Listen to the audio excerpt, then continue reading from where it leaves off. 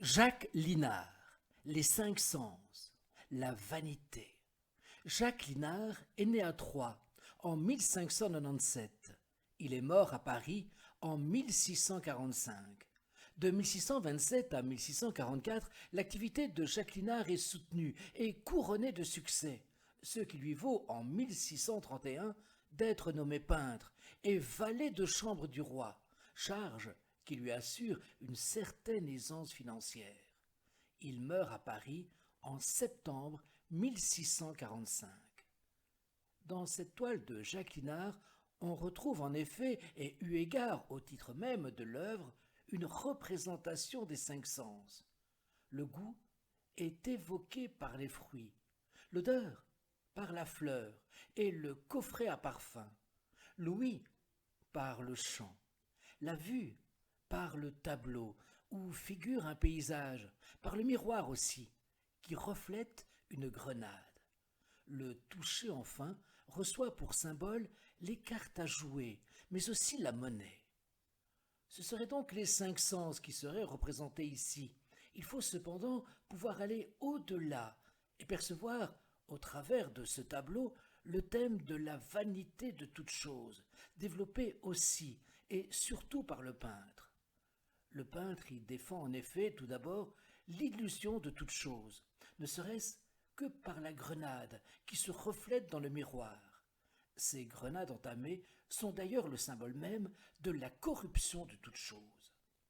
Le tableau représente un paysage de ruines et de forêts, un lieu sans existence réelle, une utopie, c'est-à-dire, en fonction de l'étymologie, ou topos, un lieu qui n'existe pas, un lieu en dehors du lieu, un lieu en dehors du temps.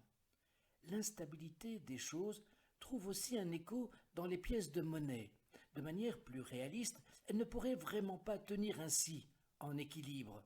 Plus spécialement encore, celle qui repose sur sa tranche et sur la bourse.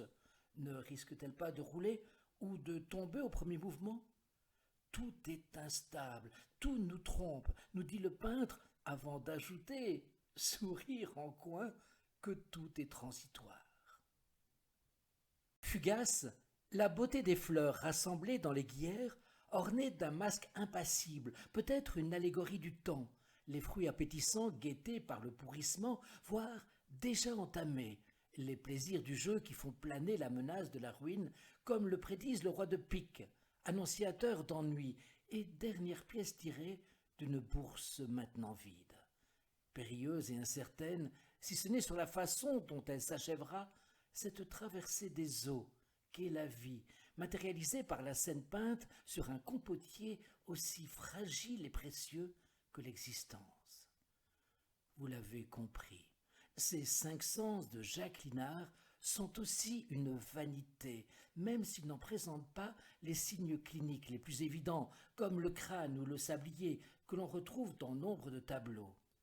Face à tous ces éléments contraires, l'artiste nous indique la seule voie à suivre, celle de la grâce, celle du rendre grâce, du merci, du remerciement, malgré les tourments et les tsunamis de l'existence. Dire merci, dire merci pour tout, malgré tout. Tac, Forhalt, merci pour tout. C'est précisément ce que l'on retrouve sur les tombes scandinaves.